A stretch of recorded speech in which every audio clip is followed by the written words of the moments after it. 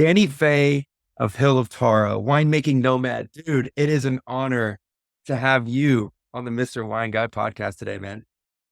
It's an honor to be here, Michael. Thank you for having me. I appreciate the invitation and look forward to our conversation. Man, let me tell you something. So there's a few things that I want to tell you right out of jump. One of the things about you is you're a leader and you've had these opportunities throughout your life where you've led, you've been given the opportunity and you've succeeded in so many great ways. And so for you to be on the show, to give a perspective to people about leadership, about what it means to take a hold of something, especially with your brand Hill of Torah, and to be trusted in other brands the way that you have, it says a lot about you. And so I'm excited about that. You also make a very small allocation of wines.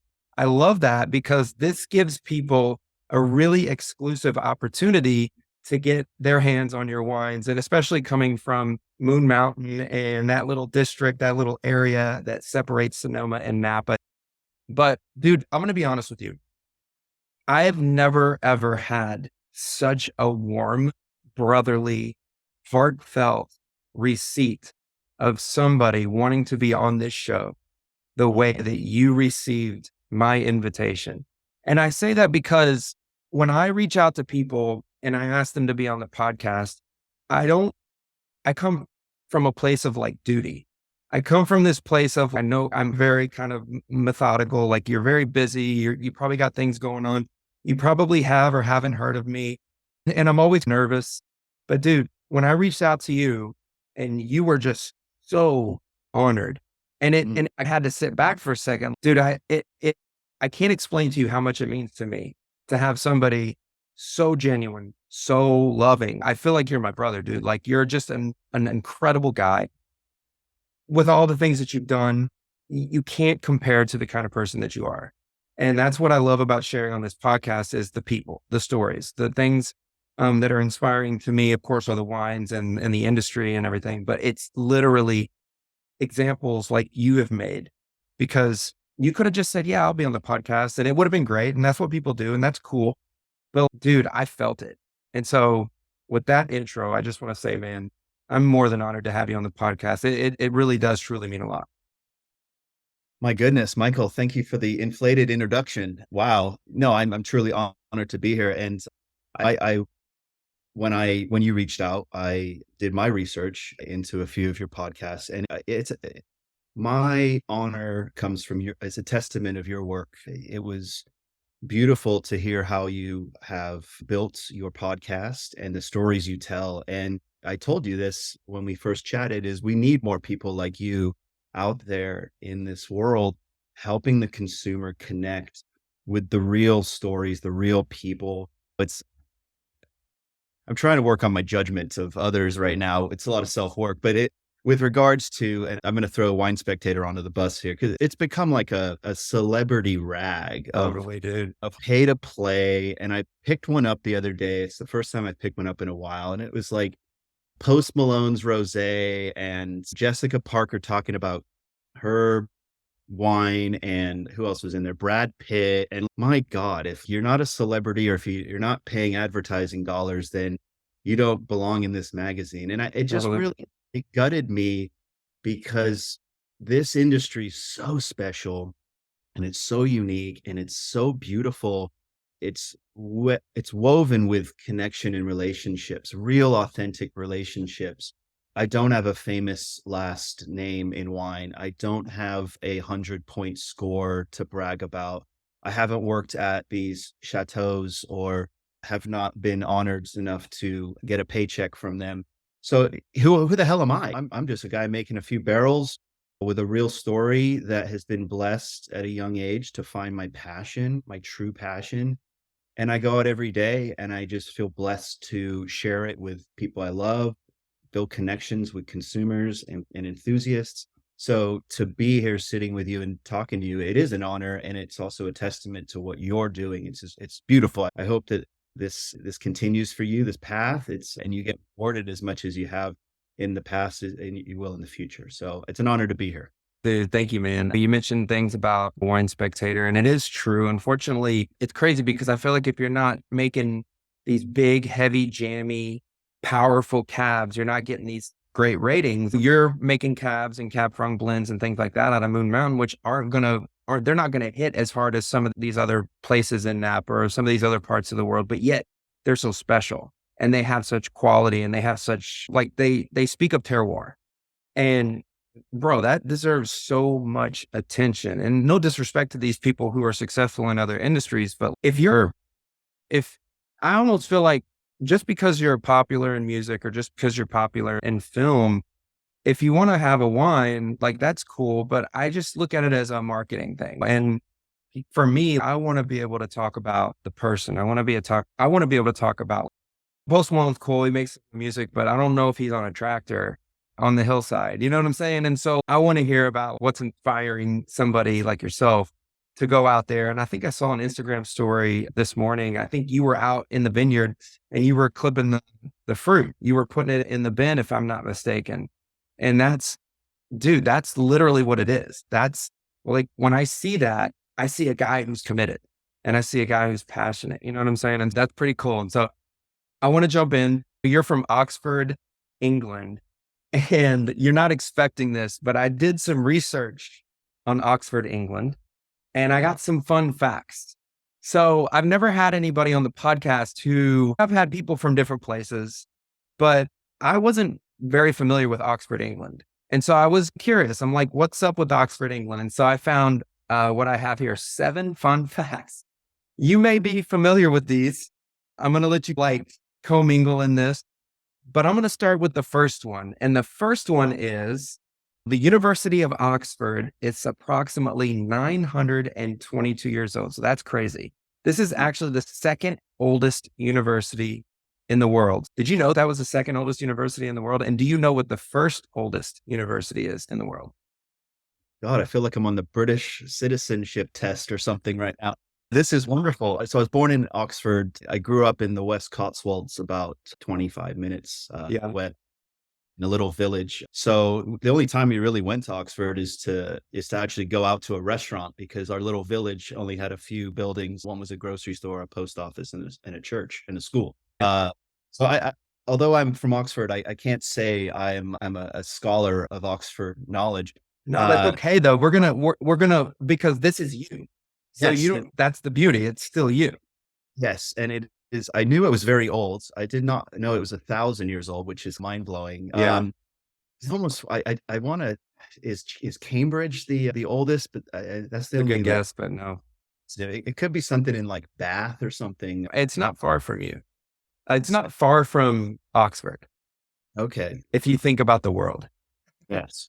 So we're still in the UK. Is that what we're saying? No, we're not in the UK, but it's over there. Oh, okay. Okay. So, gosh, is it somewhere Italy, bro? Yeah. So it's Bologna, Italy, University of Bologna.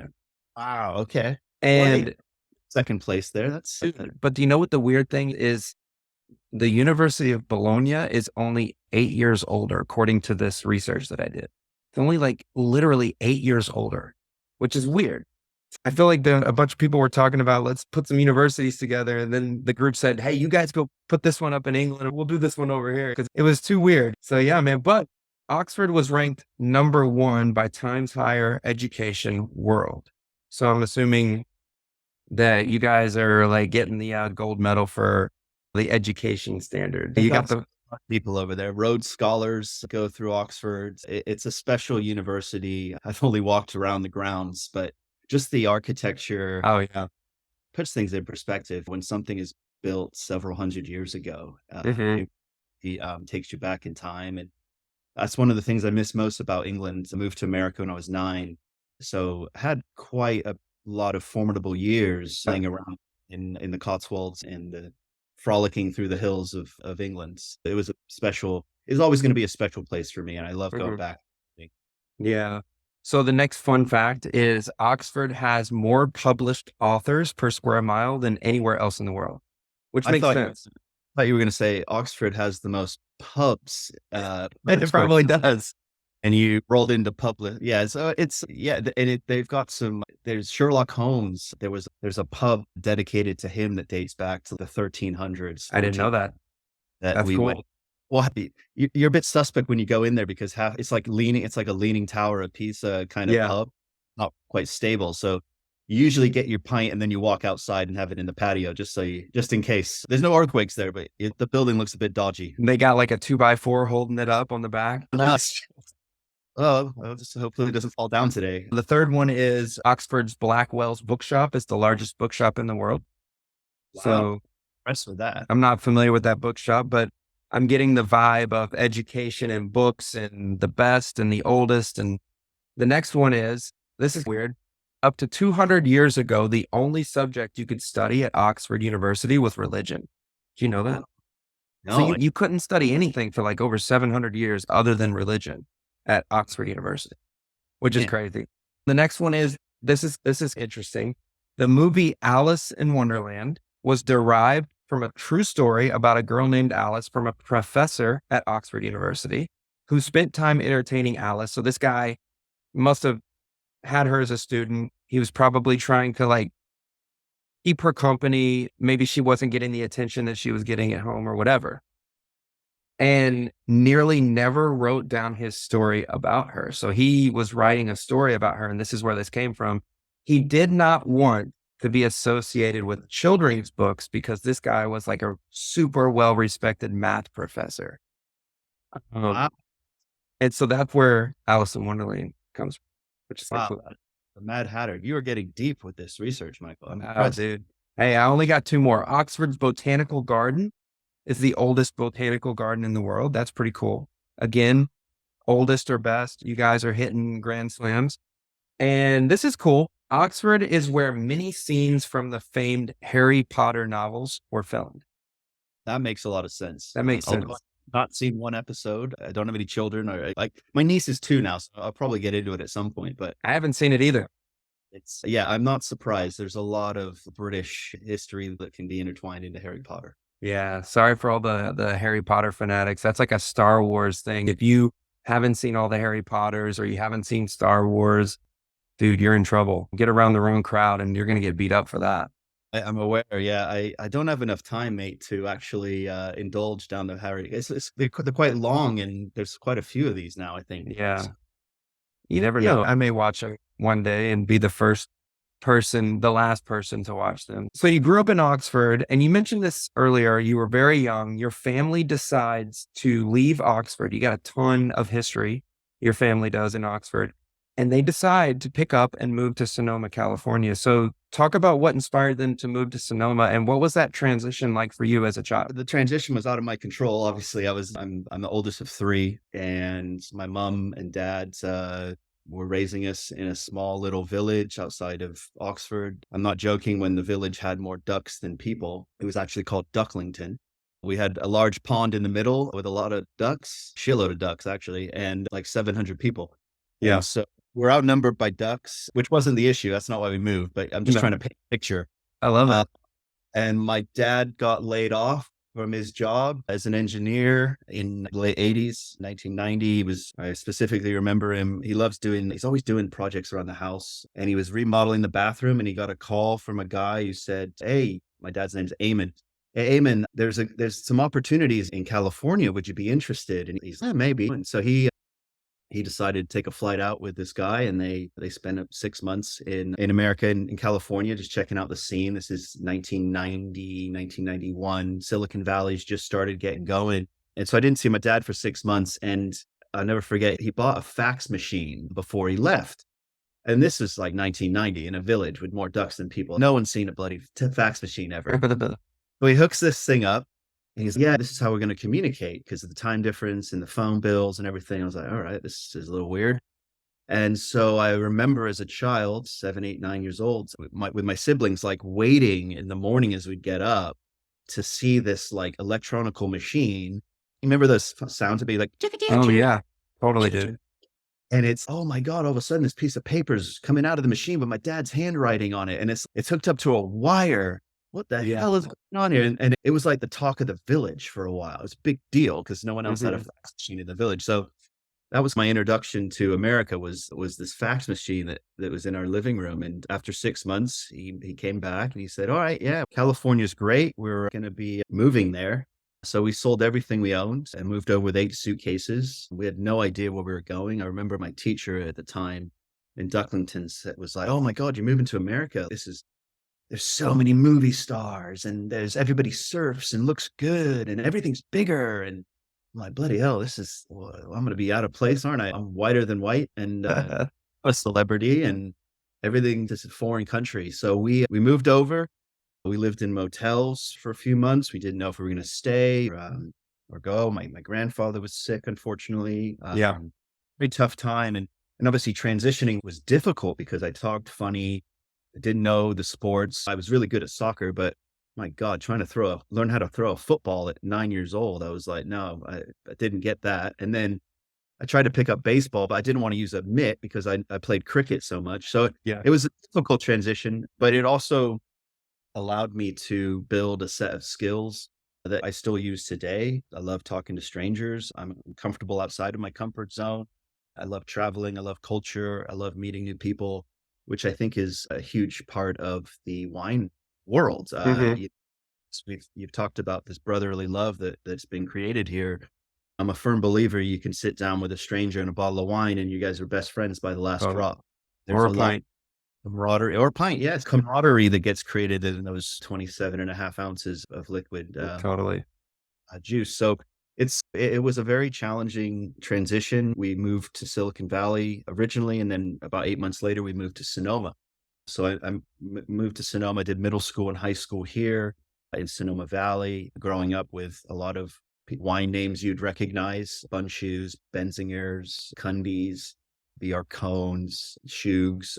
But I didn't have any interest in wine. That's the closest we'd get or I'd get to wine was in high school, where we would take kegs of beer and throw them into the vineyard on Friday and Saturday nights. And the police would try to come and break it up. And the reason we'd use the vineyards is because if you put a keg in the middle of the vineyard as a smaller, more agile high schooler, you could outmaneuver and outrun a lot of the police officers that were trying to chase you through the vineyard. So that was my first relationship with the vines, was ducking and dodging police officers in the vineyards. And so I didn't really get into the wine or viticulture world until college, but grew up in the area with no intention of really, getting into wine until I realized how beautiful it was. So it was an interesting path to this place, and that was the transition in a nutshell. Yeah. And then I think at 17, you started pursuing a degree in aviation. So you went to Cal Poly, you started to pursue an aeronautical engineering degree. But I think while you were at Cal Poly, you were taking some additional courses which had to do with wine, which probably correlated to the time that you spent working summers and things like that in the wineries. You mentioned Benzinger, Bionza, places like that. And you started to find that the wine industry and being at school studying the wine courses probably fit your character more, I believe, than aviation. So what took you to Cal Poly to pursue an aviation degree? And did you graduate Cal Poly and change your degree over to wine business? Is that how that works? Yeah, it wasn't a linear path for me to wine. Let's see, at 14, I was a busboy and I got sick of washing dishes. So my friend at Sonoma Market, he said, "Hey, you want to hop over here and be a butcher's apprentice?" Which sounded a lot more manly than washing dishes at Yeah, the time. totally. So I went from busboy to butcher's apprentice. And when I was working as a butcher's apprentice in Sonoma Market, there was a gentleman named Matt Arnold who was pursuing an aviation degree at Sierra Academy in Oakland. And we became buddies. He was about several years older than me. I was 15 or 16 at the time. And he took me up for a flight. And I was like, oh my God, I just got my driver's license. I was like, this is way better than driving cars. You're flying freaking airplanes up here. No one's around. No, yeah. It's your world, dude. He took me up a few times and I was like, oh my God, this is amazing. I just felt spiritually motivated. There was something about flying that really attracted me to my truth. And so I started flying airplanes by myself when I was 17 in Petaluma. And then I wanted to become a commercial airline pilot or something in that nature. And so I applied for aeronautical engineering at Cal Poly, San Luis Obispo, got in somehow.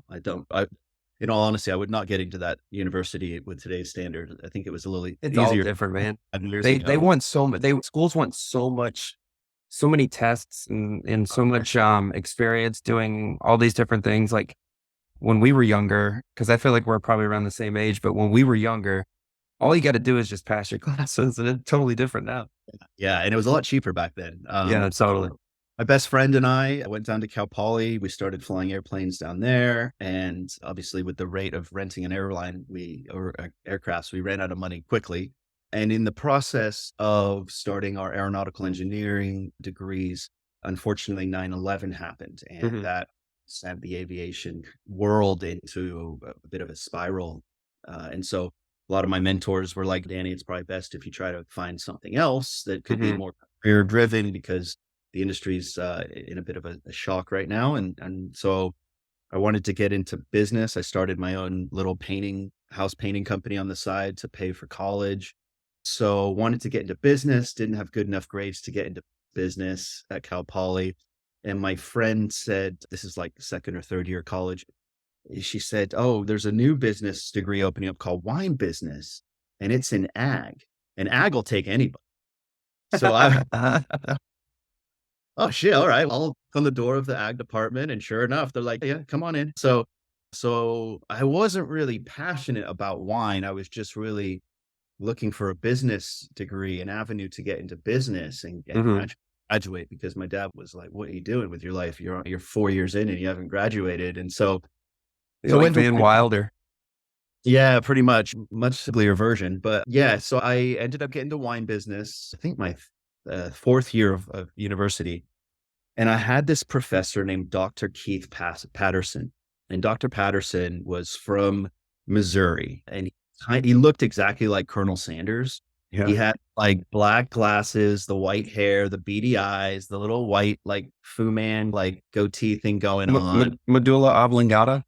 And he was a man that had the Southern drawl, and he was just so passionate about helping young students find their path. Hmm.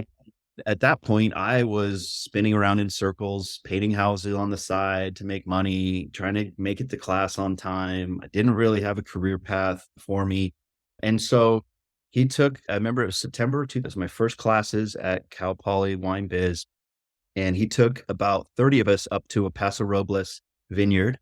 At the time, I think it was owned by Gallo. And we went into the vineyard for a lab on a Friday afternoon. And we were messing around with a refractometer for the first time, picking grapes. And it was very elementary. Here's how you read sugars, da da da da. Hmm. Like 45 minutes of this 3 hour lab. He's like, all right, I think I've taught you guys enough today. So he's like, why don't you go over this grassy knoll? I got a little surprise for you. So the 40 of us, we kind of roll over the grassy knoll, and it's like this beautiful, like olive grove with 3 barbecues with tri-tip fired up on them. There's 50 bottles of wine open on the table. And I'm like, oh my goodness, like this is the lab that you guys are having. This is incredible. So after a couple glasses of wine, everybody's having a great time eating tri-tip. And I go up to Dr. Patterson and I go, yeah, hey, Dr. Patterson, you don't know me. I just want to introduce myself. My name's Danny Fay, and I just transferred in from engineering. I've been engineering for 3 years, and I got to tell you, man, this is the best lab I've ever had. I've had 3 years of engineering labs, and all we do over there is crunch equations. Yeah. And he looks at me with his like beady eyes and his white little Fu Manchu, and he swirls his glass, and he goes, Danny, equations, huh? The only equation I know is 1 + 1 equals more one. And the way he delivered it and the smile and the enthusiasm, man, Michael, it just connected with my soul. And I just realized right then, I said, these are the people, these are the situations, this is where I belong. And I didn't get any of that in engineering. And I love engineers. My father's an engineer, my brother's an engineer, my friends are engineers. They Hmm. serve a purpose and they're amazing. I just couldn't see myself following that engineer path. And so when Dr. Patterson delivered his equation of life of 1 + 1 equals more wine, it just resonated with me so hard. It was that aha moment when people ask about what wine changed your life or what moment. It was a wine I had. I don't even remember. It was in a vineyard. I barely recall, but it was a person, Dr. Keith Patterson, that truly changed the trajectory of my life as a professor at Cal Poly, trying to guide his students and help his students. It helped me so much finding my path. And unfortunately, he passed away a couple years ago of cancer. But I know I wasn't the only individual that had their life changed from Dr. Patterson at Cal Poly. Hmm. Phil Daub, Dr. Phil Daub was really the wine business leader in the program. And Dr. Keith Patterson was more the viticulturist and enologist leader. And he just changed my life. And it was an incredible moment. And from then on, so that was September 2004. I did my first harvest 2005. And I'm forever grateful for Dr. Patterson. Rest in peace. It's my path from butcher's apprentice to aviation to a guy who didn't know shit about wine. And I didn't know shit about wine. I showed up 2005 at my first internship. I was making wine.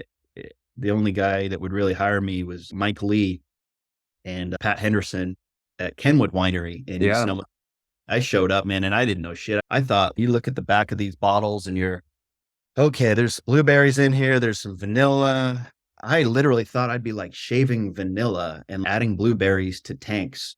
That's how ignorant I was and naive I was about the wine business. And so I think it's such an intimidating, pretentious industry sometimes. I'm sharing that because everyone starts at the same place. No one comes out of the womb with a massive amount of wine knowledge. I don't even care if you're in the Rothschild or Mondavi family. Like, you don't come out of the womb with that. You learn it, and everybody learns it at different times. And so I'm sharing that for your listeners and your friends and your followers that maybe are intimidated or maybe feel less than because they don't know much about wine. It's okay. Ask questions. Right. I've asked them for 20 plus years. I'm still asking them. It's such a humbling industry and space. That's the path. And that was how I got into wine back almost 20 years ago.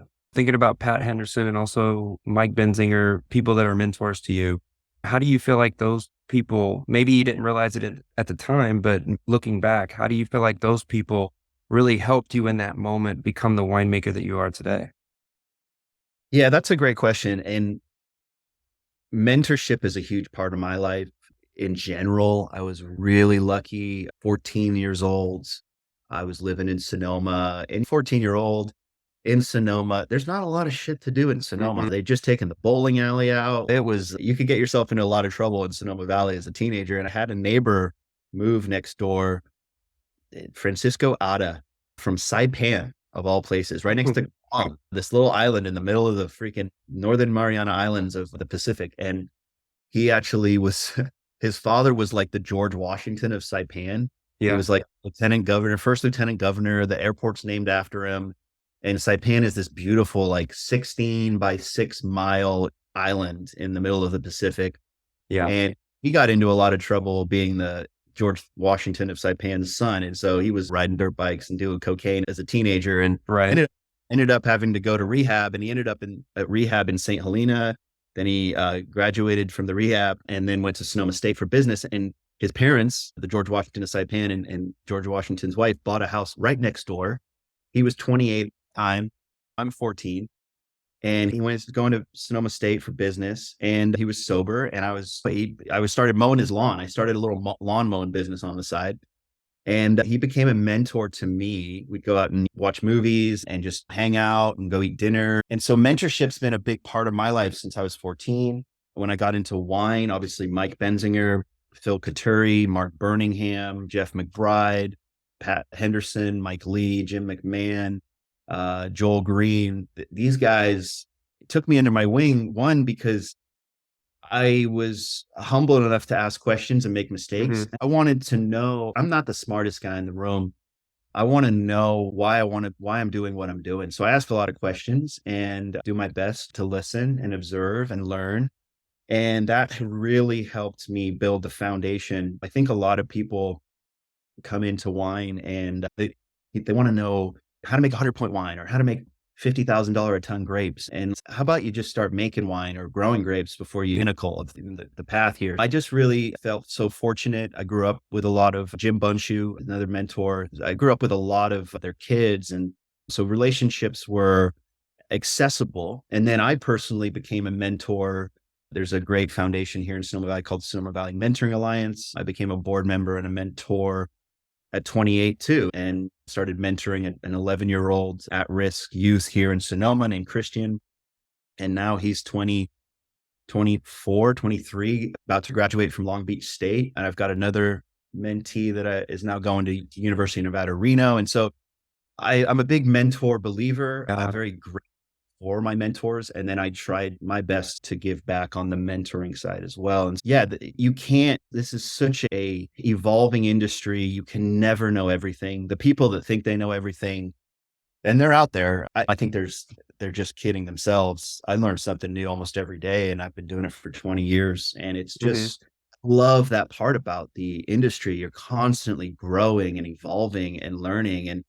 And what the most beautiful part about this industry is, yeah, there might be some secret blends here or there. There's a lot of smoke and mirrors in some of the Napa wineries mainly, but I can teach you how to grow this or make a wine that you want to learn, but you could take the same recipe, your grapes that are down the road, and it'll turn out a little differently, even if we're using the same pitches, picking on the same day, doing the same fermentation, pump over stout. You're going to make a different wine because of the terroir involved in the grapes. Yeah. And there's the secrecy. There's so much sharing and with knowledge, especially like smoke taint right now. That's been a huge like elephant in the room for North Coast winemakers. And we're all like in the same boat here. No one has a true like 100% understanding of what glass means and what it measures at. And so we're all trying to share knowledge. At least I'm a part of these circles that are sharing knowledge. And I just love that sharing mentorship community that is the wine business. Yeah. That's great, man. You really elaborated on a lot of things, and it's just another testament to you being a leader, being a mentor. Like it's in your blood, like it's in your DNA. You're a great winemaker. You've been a great GM for different places, big houses that make wine. But at the end of the day, man, you're a true leader from within, and that's your core. And moving on through your journey, I think it was like 2008, 2009.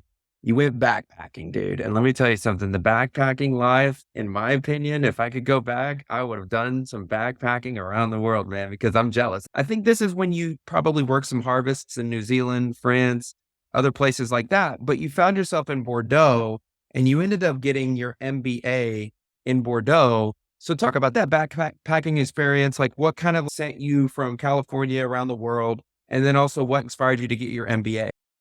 Yeah. So this another unconventional path. So I was coming out of a really traumatic relationship, romantic relationship. When I was 25, thought I'd found my forever woman, got engaged really young. We grew apart and it broke my heart. And I moved back to Sonoma from Cal Poly with like my tail between my legs. I didn't have a job. This was like 2008. So recession. Yeah.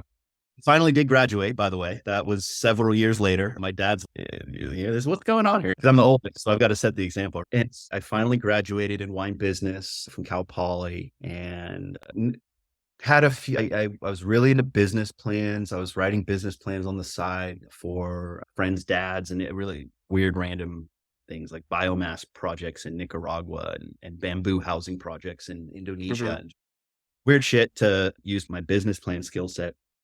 And got engaged. I was in this relationship with this woman and we just realized we weren't meant for each other. So we broke up. She broke up with me more than I broke up with her. I was more heartbroken, I think. And so 2008, came home, single, no job.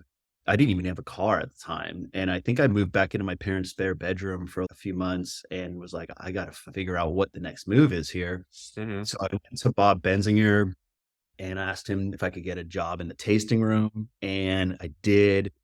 And it'd been a couple years since I had really engaged with the consumer side of things. And I started working for $12 an hour in the taste room at Benzinger in the end of 2008. And I forgot how much I loved talking about wine with people and not selling wine, but educating and talking. And most of the people, with all respect, working at the Benzinger tasting room were like retired people that just wanted to bring home a bottle of wine and not have to hang out with their spouse during the day. I was in there with my best friend and we were like having a blast. We were running the wine club bar on the weekends. I was 27, 26 at the time. And it was really fun to re-engage engaged with the consumer. I started getting more educated, not just about wine, but organic farming, biodynamics. Mike Benzinger took me under his wing at that point, and I just would spend almost every day with Mike Benzinger and Mark Birmingham, who was the director of viticulture for Benzinger at the time. And Benzinger, for those that are unaware, Benzinger, they've been in booze for 3 generations, but when they bought their ranch on Sonoma Mountain in 1982, they brought the family out and they created their winery. And Mike Benzinger really got into biodynamics through Alan York, another rest in peace gentleman. And in 2001, Benzinger created the first certified biodynamic wine. And so Mike Benzinger really, for me, he's the pioneer of this whole like regenerative, organic, biodynamic. He's tip of the spear, man. And I learned so much from him, and he just really inspired me. And I'd be like, well, who are you learning from? He's, Nicolas Joly in the Loire Valley, James Milton in New Zealand, Peter Proctor in New Zealand, Prue Henschke in Australia. And yeah, okay, well, that's cool. Man, I wish I could go see them like that. I can't even afford a plane ticket right now. But I just started going online and really researching biodynamics. And then I was like, okay, let's see. I'm living in my parents' garage. I'm working for $12 an hour, learning a ton about wine. I think I need to go to grad school and get a little bit more education. So I went to talk to Sandra Newton, who was running the wine MBA at Sonoma State. This was a new program for them in 2008. And she's, yeah, we're really trying to base our program off the one in Bordeaux. And I was like, oh shit, there's one in Bordeaux? And she's like, yeah. I was like, oh, thank you, but I'm going to go check that one out. And I checked it out. It's called the BEM University, Bordeaux École de Management University. It's now called Hedge Business School. It's in just outside of Bordeaux by Grave. And I interviewed, I submitted tests and all that stuff, essays, blah, blah, blah, blah, blah. I got in, and this wine MBA program, it's very unique. It's an executive MBA program. It's designed for people with careers and families, which I either of at the time. And it was 2 weeks of 10-hour-a-day class and then 8 weeks off, and then 2 weeks of 10-hour-a-day class and then 8 weeks off. So it was designed for people that could be mobile and bounce in and out of their careers and families. And we had classes in Bordeaux, London, Adelaide, UC Davis. And there was like 20-ish people that started the program. And I think from 13 different countries. We had Russia, Brazil, Portugal, Argentina, England, America, Canada, Italy. It was so cool. It was this melting pot that were in wine or wanted to get a business degree in wine. And so I was the youngest out of the group. And like I mentioned, didn't have a family or career. So I basically, with the breakup and my situation, was like, I'm just going to sell everything I own. I didn't sell my couch. That was the only nice thing I had in the garage, my parents' house. So I sold everything I owned and moved basically to this vagabond lifestyle. And 22 months, which was the program, I lived out of a backpack all over the world. I did a lot of couch surfing. Yeah. I slept on 87 couches. Dude. Was a blessing and a curse. There's some good stories in there, but most of them, I'm a couch connoisseur now because I've slept on so many couches. Probably why you didn't sell your couch is because you knew that would give you some value. That would be like bad energy if you did that. Exactly. I knew I was going on a couch connoisseuring adventure, and it was the only nice thing I owned. And so I kept it. I actually still have it. My mom gives me shit. Oh, that's cool. Sister gives me shit because it's like this really grimy olive green, and it's so not attractive to like today's standards, but it's got my heart. And so, yeah, man, we did classes all over the world. And what I would do is I'd find winemaking jobs in between classes. I did a harvest in Australia in the Grampians. I lived out of a camping van for a couple months in New Zealand and spent a lot of Gareth King at Felton Road, who's biodynamic, Saracen, Peter Proctor outside of Hawke's Bay. And I had friends just through the business in Sonoma that were doing harvests in different places. And eventually, obviously, fell in love with a French girl in Bordeaux and lived with her for a bit and made wine in Bordeaux with Danny Roland, Michel Roland's wife. At Chateau Bon Pêcheur. And throughout the 2-year process of educating myself and culturally and academically in wine business, and I took, let's just say I took grad school a lot more seriously than undergrad. I Yeah. was there for the experience, but I really wanted to learn. Yeah. And I challenged myself daily trying to educate, just be more informed and more of an asset to whatever I ended up doing. And that was a nomadic and rewarding chapter. 27, 28 years old. I'd do it all over again. I wouldn't do it right now again, but if at that age, it was incredible, man. So what took me in there was a relationship that failed. Hmm. But what out of it was this like relationship with myself and my purpose and my truth that I could have never found without that heartache and challenge. Yeah. The suffering does lead you to a greater reward if you trust the process. Yeah. That's cool, dude. You got to experience something that I know a lot of people that haven't experienced something like that in the wine industry. They're very envious. When I was younger, I was doing my time in the military and I had those experiences. But looking at what you did, you really got to experience, and especially so many cultures in your class. You were referring to so many different parts of the world. And so you really got to engulf yourself in that.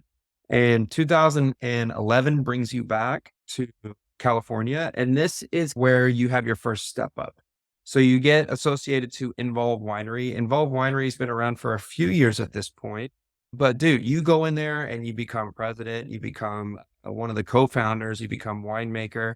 Like you're the guy. And you're also responsible for the 2013 Envolve Russian River Pinot Noir that got a 91 point score. And I feel like it was there was a couple of things happening here. This experience gave you an opportunity to see what it meant to step up and be in that spot, but it also gave you the reward of that score. So what was it like being involved, being a part of that with your friends? And also, what did that score mean to you? What did it tell you as a winemaker now as you're moving forward and you've got your degree and all that? Like you really have something special and you've proven it with that score. Before I answer that, can I, because it's Veterans Day, I just want to say thank you for your service, Michael. Before I answer that, it is Veterans Day today, and I told myself when I woke up, I'm running, my boss for my day job's a veteran, so I just want to acknowledge that and thank you for your service. Thank you, brother. I appreciate you, man. Thank you.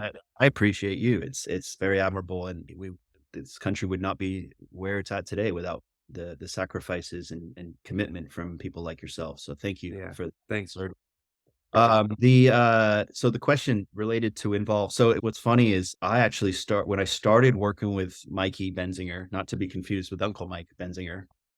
Yeah, they all started naming their kids after their brothers and sisters, and it gets very confusing in that Benzinger hierarchy or family tree. So I was finishing up grad school, didn't have a lot of direction after that. I really wanted to stay in Europe, but I kept feeling called back to the States, even though all my family's still in Europe.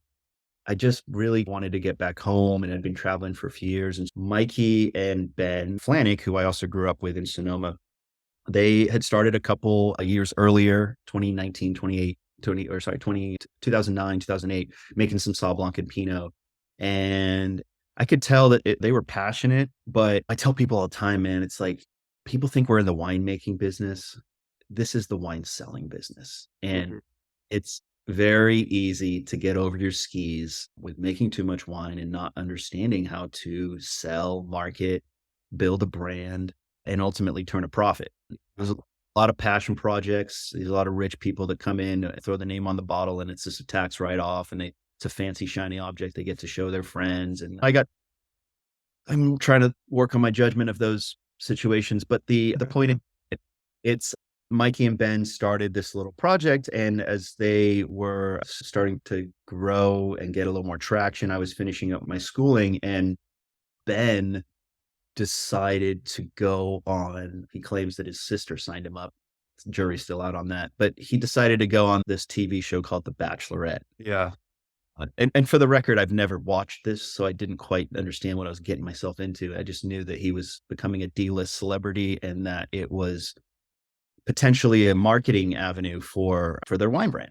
And so I'm 28 at the time, and I said, "Hey guys, if you need a third musketeer in this opportunity, I would love to take what I'm learning in grad school and put that effort towards your winery and be a part of it. The dream. Like, who wouldn't want to work with their friends? And Oh yeah. they they took my proposal. I moved back to Sonoma. The Benzinger family invested some money into the brand. It's funny because when I showed up, it was called Evolve. When I showed up and I was trying to organize the business, I was like, okay, so where's their trademark? Where's your finance? Where's your legal stuff? We don't have a trademark. I'm like, okay, we should probably get one. If we're going to be on TV, all the wine that says Evolve, we want to make sure we own the rights. So I go look up the trademark, and this small company named Anheuser-Busch owns the trademark for Evolve for Michelob Ultra marketing purposes. And Yeah, that ain't gonna work. now, beer and wine are in the same trademarking category. I go, guys, we got a problem here. Dude, that's smart on you though, man. That's witty. I'm smarter than I look. I'll definitely say No, that. man, that was good. And I'm like, oh shit, okay, this is a problem. In the same 2-week period, I'm also like, hey guys, where's our like ABC licenses and stuff? And they're like, we just run everything through Benzinger and ship it out the back door. And I'm like, okay, so you're basically bootlegging. That's not going to work. So you're bootlegging without a trademark. This is great. What a wonderful start. And so I end up telling, we hired a legal advisor to get our licenses together. And the ABC is going to be looking at your website. And if you're selling wine already without a license, that's a problem. Yeah. So she advised us to shut the website down for a couple months, while we went through the ABC licensing process. So we did, which was painful because Ben had just gone on The Bachelorette, made it down to the final 2 people, whatever that means, and proposed on national television, got rejected.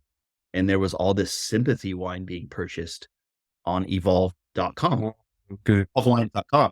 And so we were getting all this traffic. And meanwhile, our legal advisor was like, yeah, you got to shut this down. So we shut it down. And in the meantime, we got a cease and desist from an Oregon winery called Sokolblosser, who made a wine called Evolution. And what was happening was all these people were typing in Evolve wine, and they were ending, because our website was shut down, they ended up going to evolutionwines.com, which was Sokolblosser. So Sokolblosser's like, hey, Evolve is the root word of evolution. You guys need to change your name. And I'm like, oh, shit. I know that wine, dude. I think I know that. It's a weird wine. It's 19 different white grapes in one wine. There is now 2 larger entities squeezing us on the Evolve name, Anheuser-Busch and Sokolblosser. And we don't even have the legal right to make wine because we've been bootlegging, being my. And so it was a shit show to get started with them. And we cracked for probably 2 months trying to find a name that was somewhat similar to Evolve. And so one of our friends is, why don't you just sneak an N in there and call it Envolve? And I bet no one will really know the difference. You guys are making only like 200 cases. So we did that, and we spent all this like marketing bullshit on, oh, you want to get involved. We actually started #GetInvolved, where it was like a fundraiser. We actually created a lot of philanthropic elements to the brand, get involved in different ways, from mentoring to breast cancer awareness. So we did a lot of cool shit with that. But yeah, Envolve was it was almost like I took my graduate degree and Envolve was like my PhD, because we made so many mistakes. Yeah.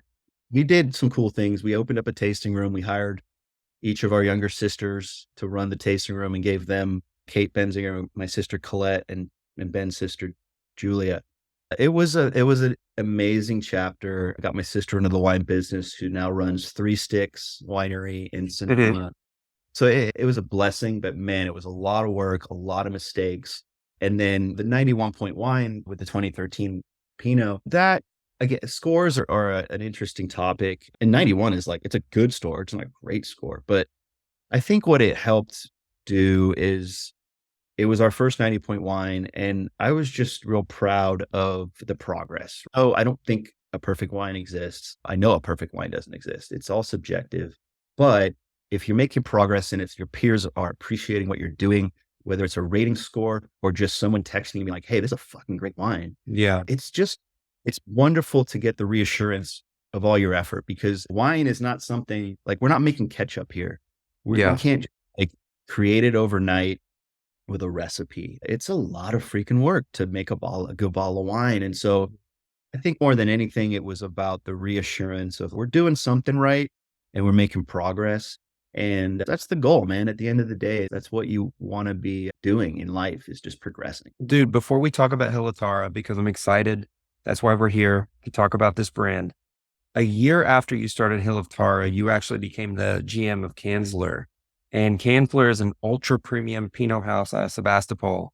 And I'm just curious, did I guess your introductory success in making that Russian River Pinot and getting that score, did that have anything to do with you wanting to be a part of Kanzler, who's really known for Pinots? And also, if I'm not mistaken, you were the first non-family member that was hired on at Kanzler. And so now here you are, you're at this big, massive Pinot house and you're the GM. You've got a little reputation for making a scored Pinot and a 90-point plus Pinot Noir. And now you're like, it's almost like you've got everything in front of you. Like you could also bring them and elevate them. And it's exciting. So talk about being at Kanzler and what that meant to you personally. Again, you're very generous, and I think you're inflating my recognition significantly, but I appreciate where you're coming from. I know it's coming from love. And Kanzler, just to be clear, Kanzler is not a big Pinot house. They're well known mainly as a grower. They planted their vineyard. This is out by Ted Lemon's place, Literai, West Sonoma County, West Sebastopol.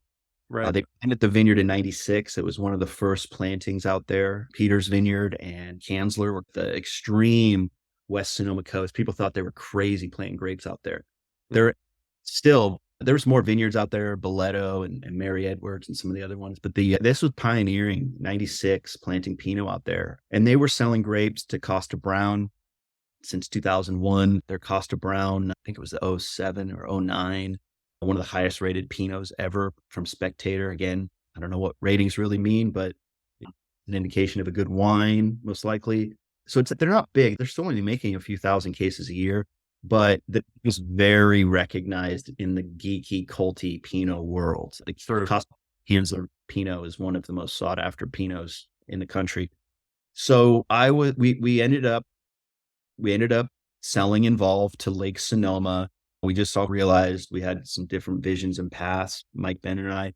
And so we sold the business, and I was looking for work after that and was just hoping to land somewhere that was family owned. That's important to me. I love family business. It's a blessing and a curse, but I know I didn't want to work for a large corporation. I wanted to work for a family business. I wanted to be a value add, take my business skill set, my winemaking and grape growing passion. I didn't know a lot about grape growing at the time when I got hired. And the thing about Kanzler that was super attractive was the parents grew the grapes and the son makes the wine. And it's like true European style. It's not there's some like real winemaker in the background that does all the work. And the son is just like the forefront because that looks more sexier to market. Yeah. It was a real like family operation. And so, I was the first employee and we were doing 1,500 cases of Pinot. And I was fortunate enough to come in and grow the business. And I learned so much about farming, about quality, about luxury wine branding, more about running a family business. You're a part-time therapist, you're part-time wine business leader. It was an extraordinary experience. And I was there for several blessed years. And I'm still great friends with the family. So I want to step back 1 year. I want to talk about Hill of Tara. Obviously, we're here today because of Hill of Tara. Hill of Tara is an homage, a reflection of your history, going back to Oxford, going back to England. Hill of Tara is an actual place. So talk to me about what inspired you. Here you are, you're working at Kanzler, but before that, you decided to start your own brand. So what inspired you to start Hill of Tara? And just to remind people, Hill of Tara we're not talking thousands of cases here. We're talking very small quantity. You got to jump on a list. You got to be a part of the mailing list. And so it's a special opportunity to get something special, unique, comes from the Moonridge Vineyard. You make Cabernet and you make Cabernet Franc, but you make a blend as well. So you have your 3 wines, which is interesting too. Talk to me about how you went from Pinot Noir to Cab and Cab Franc. It seems like it's almost 2 different arenas of fruit, if you will.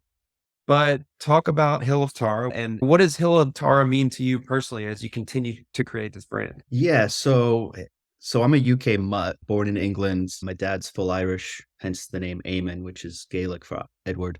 So my whole dad's family is Irish. My mom is Welsh English. So I'm like this UK mutt. There's a lot of family issues with that, but we won't get into it. But Hillatara is a real place. It's an hour outside of Dublin in County Mhm. Meath, and it's the most sacred land of Ireland. It's 5,000 years old. 142 kings in ancient Ireland ruled Ireland from the Hill of Tara. It was the throne of the king, the royal seat of the king, as they say. There was also one badass warrior princess named Maeve, which we'll get into later. But so the Hill of Tara is the most sacred land of Ireland, 5,000 years old, older than the pyramids, older than Stonehenge. And my family were the last private landholders of the Hill of Tara. So my great grandfather bought the Hill of Tara in 1928. Edward Tormey, he was farming the western side of the hill. And by the way, the hill it's hundreds of acres. It's not like just a plot of land. It's nominated for a UNESCO heritage site right now. So it's a tourist site. You can actually go to it. My great grandfather left it to his sons, and my great uncle Bill, he sold it back to the government in 1973. So 50 years, actually. I didn't think about that, but 50 years ago, Ireland regained the most sacred land of Ireland. And now it's a tourist site. You can go there. I encourage you to go there. If you're in Ireland, you'll have the experience of almost touching Ireland's soul. There Yeah. is so much energy and history on this. I can call it a battlefield because there's been so many battles on it, but there's so many beautiful stories, Michael, and it's a real special place. And so as I was we sold Envolve to Lake Sonoma, and I got a little cash out of that. And I basically had enough to buy 1 ton of fruit and 2 barrels. And the consistent theme in a lot of these stories I'm telling today is I've never had any money, and I still don't really have any money, but I've always had a lot of passion Yeah. and a lot of energy dedicated to people I love and things I love to do. So I knew I wanted to continue making my own wine, but I couldn't make enough wine to create enough revenue to actually live on that. So I needed a day job, which is why I ended up running to Kanzler and running their winery and family business and vineyard. And in the process, I started making 2 barrels of Moon Mountain Cabernet, Mhm. uh, which I purchased off of a friend, Corbin Ming of Corbin Cameron Vineyard on top of Moon Mountain. And so the name actually, it's funny. I'm in the process of creating a little hospitality space in Sonoma, and I'm printing out some pictures right now. So it's coincidental that I have the picture that actually led me to the Hillatara name, because as you're probably aware, it's really hard to find a name for a winery these days because everything's taken. And I knew I didn't want to put my name on the bottle. That Yeah. is, no, with all due respect to people and it's funny because I've only worked for wineries that have had their names on the bottle, but I knew I didn't want my name on the bottle. And I was trying to search for a name. And I was writing a Father's Day card to my dad in 2015. I hadn't purchased the wine yet. That was my first vintage, 2004. I knew I was setting things up. I just bought a few barrels. It was June of 2015. And I printed out a picture of my father's dog, who was named Tara. And I just started farming my seventh grade science teacher's friend's vineyard, if that makes any sense. Yeah. And it was up on Moon Mountain. And I'd take my dad's dog, Tara, up there. And I took this picture of Tara, and this is the picture, as you can see, Oh, uh, my dad's golden lab there. And yeah. what I was doing was I was writing my dad this Father's Day card, and I was looking at this picture that I just framed for him. And I said, oh shit, that's the dog Tara. And that's a hill in the background. Huh. I wonder if Hillatara is actually trademarked for wine. And so I looked it up, and there's like a Tara winery in like Texas. And I think that was it. And I was like, shit, they can sue me if they want, but I'm gonna try to create Hill of Tara as a trademark. And so I did, and that's how the name Hill of Tara came to about. And really what it really represents is My dad's side, they're farmers. They're such good farmers. They didn't get hit by the fathom in Ireland. And so I started farming my own vineyards in 2015. I was leasing land. Make sure that's acknowledged. I don't own the vineyards. I just own the fruit, and I lease the land and do all the work with my brother-in-law. And so we started farming in 2015. And as I was trying to find purpose for this brand, it really became clear that I felt so connected to myself and to Mother Nature when I was in the vineyard. And it almost connected me to my ancestry in a weird way. So I really felt like Hill of Tara could be that symbol of honoring paying homage to my ancestor, my farming ancestors in the Ireland world. So Hill of Tara became the name of the winery. And I have a hard time even calling it a winery because each wine we produce is between 1 and 3 bottles, or sorry, barrels, bottles, Yeah. 1 to 3 barrels. And so I'm almost like a micro winery. Like Totally. you've heard of micro breweries, they do micro brew batches. This is essentially, I don't know if this is a term in the wine business yet. I haven't seen it, but a micro winery is essentially what I am. I make Hmm. 1 to 3 barrels of each wine. I grow some of the grapes with my brother-in-law, and we spend roughly 100 to 125 days a year out there farming together, which is really special. And then I also buy fruit from a few neighbors that I respect on Moon Mountain. Some of them are family owned, and I guess Gallo's family owned. Monte Rosso is another vineyard I'm starting to make wine from. Really, what the whole mantra is just quality over quantity. I Totally, dude. try to make one less case than I can sell, and I'm not trying to grow it quickly. I'm just trying to grow it with quality and purpose and Mhm. passion, which is really what I'm trying to resonate with at the end of the day. That's Hilotara. You're the GM at TOR. You've been there since August 2022. This dude's a legend. He's been making wine for 47 years, I think, something like this. I always say TOR is like the littlest big icon in Napa Valley. He's a small dude, but he's like the biggest dude. Like he's like the biggest, most iconic guy. And I've had him on the podcast. It was a pleasure. He shared so much knowledge and so many things, but he's also just a really funny, down to earth guy. But just real briefly, talk about what it means to be the GM out there and what it means to have him as another mentor in your lineage. Yeah, no, that was a great introduction. So I knew of Tor, the wines. I didn't know of Tor Kenward. And I didn't really want the job. He called me. I wasn't looking for a job. I was running Kanzler. Everything was going great.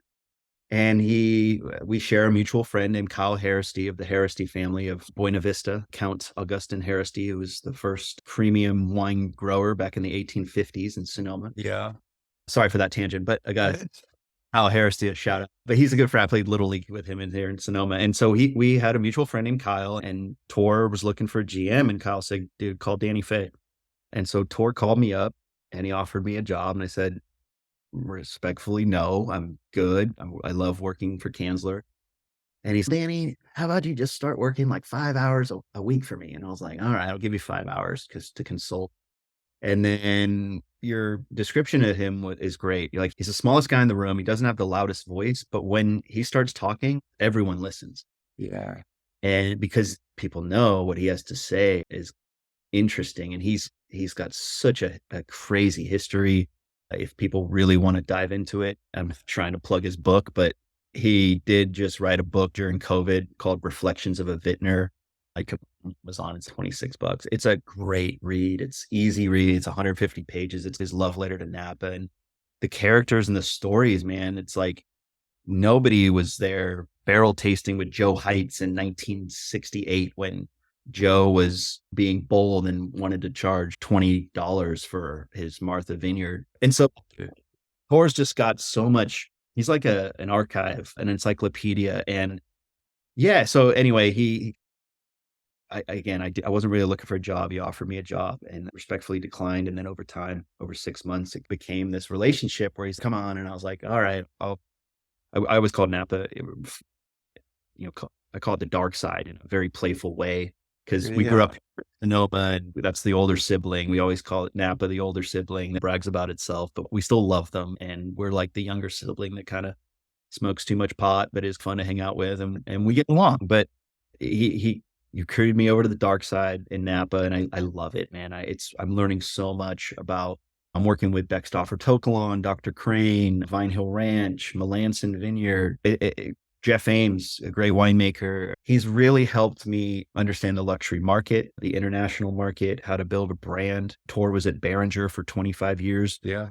starting his own winery, and was the VP of sales and marketing. And he has so much pedigree and history.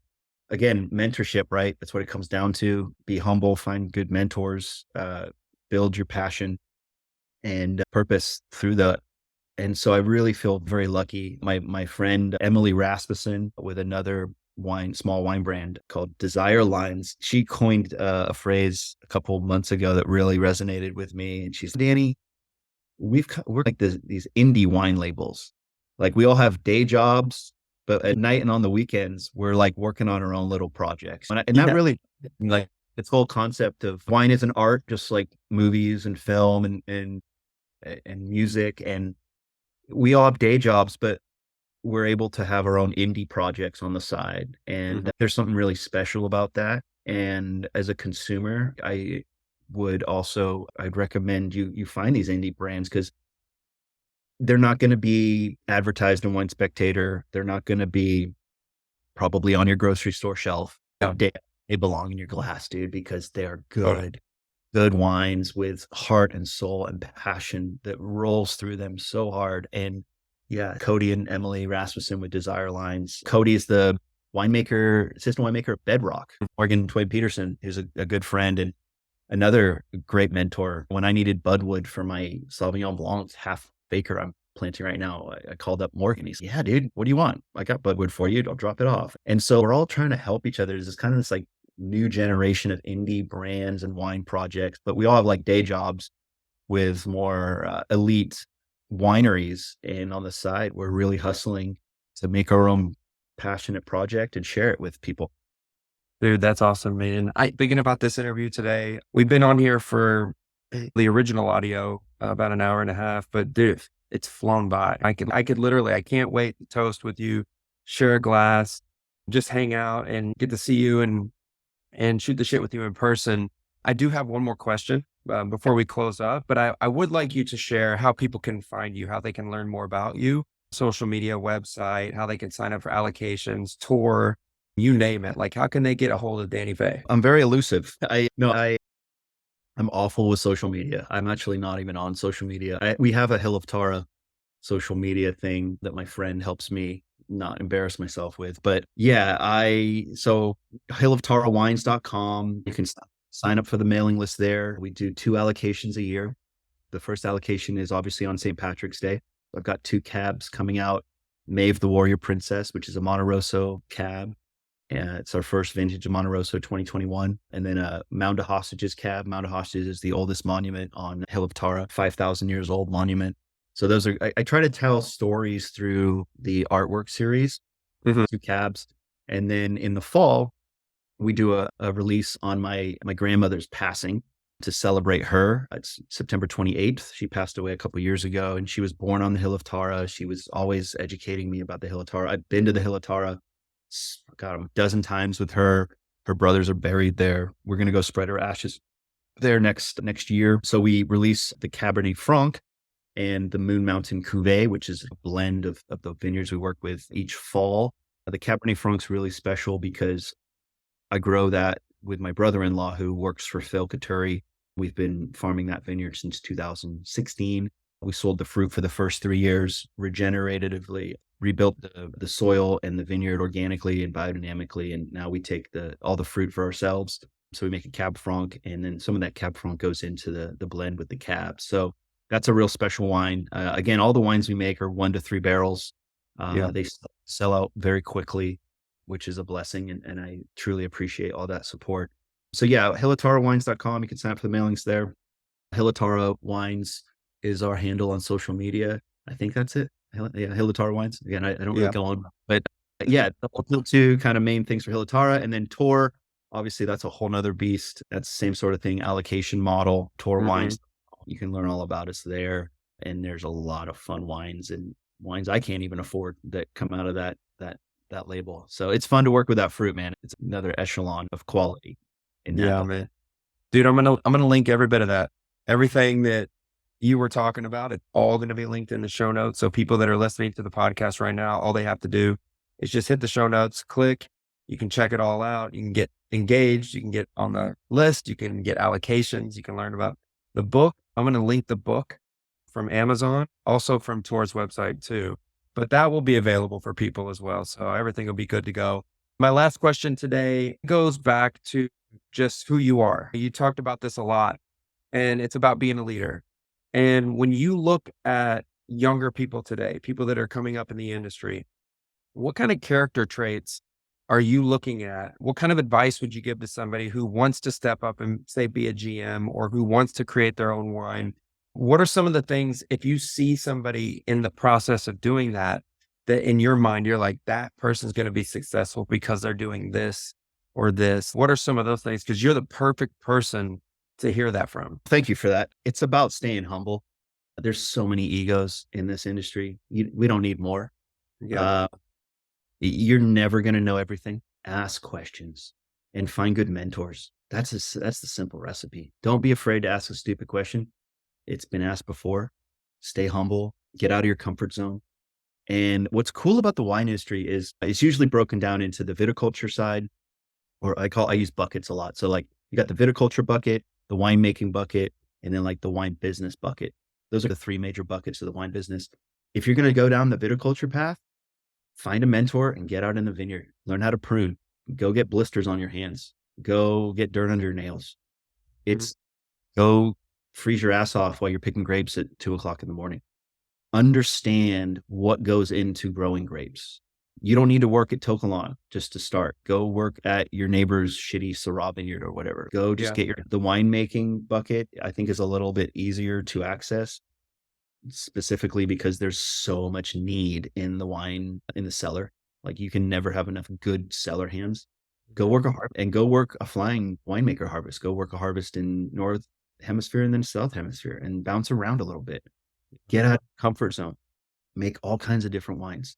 I've worked with so many different winemakers, and I'll tell you what, the best ones are the ones that get out of their comfort zone. You can really get siloed. Like I only make Russian River Pinot, and I make 100-point Russian River Pinot, and I'm comfortable here.